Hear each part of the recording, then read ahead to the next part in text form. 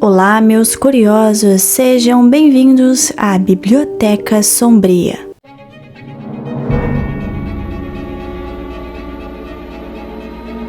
No vídeo de hoje vou te contar 3 relatos de encontros de vampiros nas grandes cidades. Então vamos para o primeiro relato de hoje: O Homem do Último Metrô. São Paulo, linha vermelha, 11h47 da noite. Eu nunca acreditei em vampiros, até aquela noite. Eu trabalhava até tarde em um prédio comercial na região da Barra Funda. Era comum sair depois das 11 horas da noite. A cidade, mesmo cansada, ainda pulsava. Ônibus passando, sirenes ao longe, vendedores desmontando barracas, mas o metrô era diferente. Quem já pegou o último trem sabe disso. Existe um silêncio estranho ali, um silêncio que parece observar você de volta. E naquela noite entrei no vagão, quase vazio. Apenas uma mulher dormindo sentada, 2 rapazes conversando. E ele estava no canto, terno preto impecável, postura ereta demais, pele excessivamente pálida, quase acinzentada sobre a luz fria, fluorescente. E o mais estranho, ele não piscava. Não era exagero, e eu fiquei encarando por pelo menos 20 segundos. E nada. Nem um único movimento nos olhos.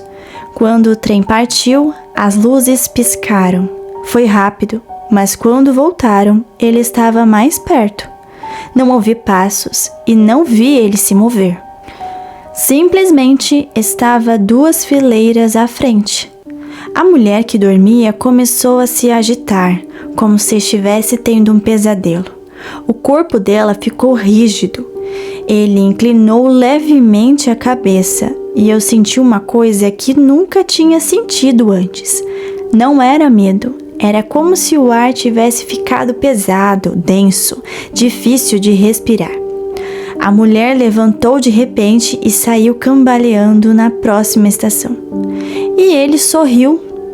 Os dentes não eram exagerados como nos filmes, mas eram longos demais, simétricos demais. Ele virou o rosto lentamente na minha direção e aí eu percebi outra coisa. Não havia reflexo dele na janela escura no metrô.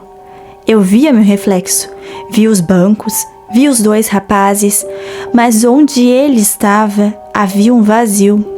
O trem entrou num túnel mais longo. As luzes falharam de novo e dessa vez apagaram por 3 segundos. 3 segundos que pareciam eternos. Quando a luz voltou, os 2 rapazes tinham sumido. Não havia portas abertas e não havia parada. O vagão estava vazio, só eu e ele. Ele estava de pé, na minha frente, sem som, sem respiração. E então ele sussurrou: "Você consegue sentir, não consegue?" O cheiro veio logo depois. Ferro. Era cheiro de sangue. E eu não lembro de levantar. Só lembro de estar correndo pela plataforma quando o trem parou. Olhei para trás e ele não saiu, mas estava me observando da porta, sorrindo. No dia seguinte, a notícia: 2 jovens encontrados mortos perto da estação seguinte, sem marcas de violência e sem sangue aparente, mas completamente pálidos. O laudo dizia causa desconhecida. Eu nunca mais peguei o último metrô, e toda vez que as luzes piscam, eu lembro que ele não piscava. Já teve alguma história parecida com essa? Quem mora em São Paulo sabe que realmente, mesmo São Paulo não adormecendo durante a noite, existem coisas muito obscuras que acontecem naquela cidade, principalmente no metrô. Você é de São Paulo? Tem medo de andar no metrô à noite? Deixa aqui nos comentários. Vamos para o segundo relato.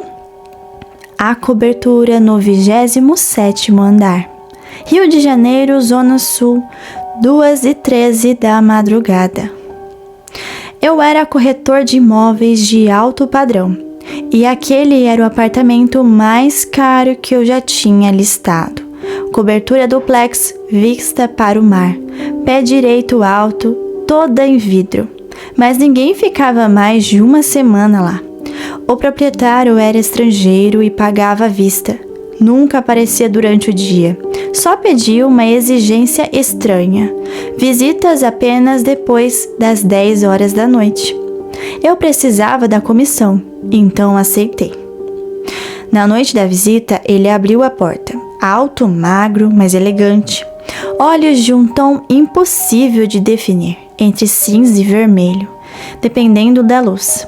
A casa estava bem gelada, muito gelada, mesmo com as janelas fechadas. Ele não parecia respirar, o peito dele não se movia. Enquanto eu mostrava o imóvel para o cliente interessado, percebi algo estranho no reflexo do vidro. Eu me via. Vi o cliente, mas o dono não estava refletido. Eu achei que fosse ângulo, luz, ilusão, mas não era. O cliente começou a suar, a voz dele ficou fraca, disse que estava tonto. O dono apenas observava, sorrindo de canto. Foi então que eu vi no corredor uma porta entreaberta. Lá dentro havia dezenas de bolsas de sangue hospitalares, penduradas como se fossem garrafas de vinho. Eu congelei na hora, e o cliente caiu no chão. O dono suspirou, pela primeira vez vi os dentes dele, e os olhos. Não eram humanos, eram antigos, muito antigos. Ele me encarou e disse para mim: "Você é mais interessante." Eu corri dali. Não sei como o elevador chegou tão rápido, mas eu desci tremendo e nunca mais voltei. 2 dias depois, o cliente foi encontrado morto em casa. Anemia severa. Era sem explicação. E a cobertura continua à venda. E sempre tem alguém novo disposto a visitar depois das 10 horas da noite. Você teria coragem de visitar esse apartamento? Principalmente depois das 10 horas da noite? Deixe aqui nos comentários. Vamos para o terceiro relato, a influencer da madrugada. Belo Horizonte, bairro Savassi, 3h36 da madrugada. Ela era famosa, milhões de seguidores, vida noturna intensa, sempre postando stories às 3 horas da manhã. Sempre linda, sempre impecável. E o estranho, ela nunca era vista de dia. Eu trabalhava como editor freelance e fui contratado para produzir vídeos para ela. O primeiro encontro foi em um estúdio alugado. Ela usava óculos escuros. E à noite, a pele dela parecia porcelana, sem textura, sem imperfeição e sem vida. Durante a edição, percebi algo bizarro. Nas gravações, em alguns frames, os olhos dela refletiam luz vermelha. Não era efeito, não era erro da câmera, era intermitente, como se algo estivesse tentando aparecer. Ela se aproximava demais, sempre perguntava: "Você já pensou em viver para sempre?" Comecei a ter pesadelos com aquilo. E acordava com marcas roxas no pescoço, pequenas e simétricas. Minha energia estava sumindo e eu dormia 10 horas e acordava exausto. Um dia resolvi confrontá-la. Fui até o prédio onde ela morava e o porteiro disse que ela não estava.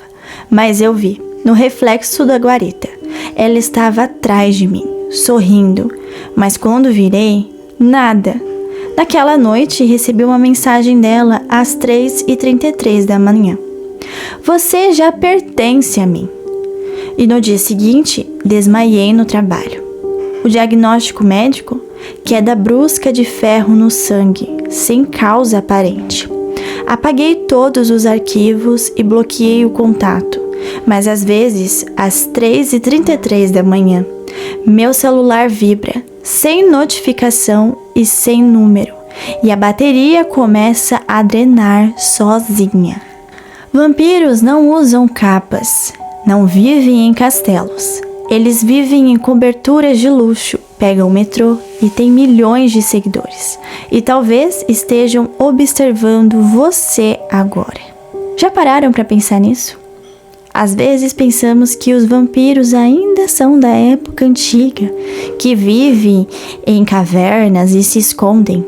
Mas e se pararmos para pensar que realmente eles estão no meio da sociedade? Eles têm dinheiro, querem se aparecer. Para quê? Para conquistar novas pessoas. Quem ia duvidar? Daquele famoso? De alguém com muito dinheiro. Se você já teve algum relato parecido com esses e queira que eu conte aqui no canal, eu vou deixar na descrição desse vídeo meu e-mail e meu link para o Instagram. Assim você pode me mandar seu relato. E seu relato vai ser contado aqui na Biblioteca Sombria. Estes foram os relatos de hoje. Se você gostou, já deixa seu like e compartilhe com seus amigos. Se ainda não é inscrito, já se inscreva e ative o sininho. Esse foi o vídeo de hoje e te espero para mais histórias de nossa Biblioteca Sombria.